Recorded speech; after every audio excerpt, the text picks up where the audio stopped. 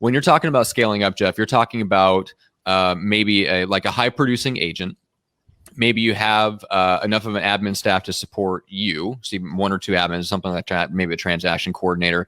And maybe you have a couple of buyers agents. So you have kind of a small, I would call that like a community team, right?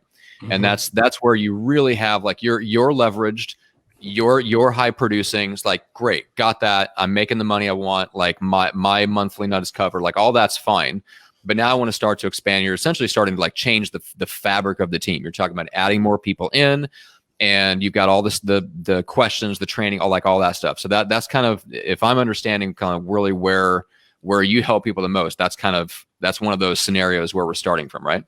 Yeah, we start with that. I mean, we start all the way back at the beginning, and that is getting massive clarity on what it is you want, right? What do you want your life to look like? And what I love about this industry is I believe you can make it look like whatever you want. There's a lot of ways to succeed in it. Maybe not at the pinnacle level, maybe not at the high 7 or 8 figure level. It gets pretty narrow at that point. Mm-hmm. But there's a lot of ways to make a high 6-figure income, and we don't want to screw it up, right?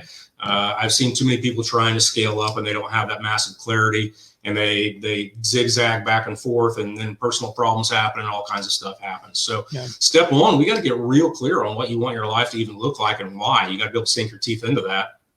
And then, once you know that, we can go back to, with that, what kind of opportunity do you have to create in order for you to get here? I think, again, a lot of leadership look inward, and they've got to be really careful about that. You've got to get your why, but you've got to then be able to shift that over here and say, based on where I want to go, my world has to be this big, right? It's got to be this big.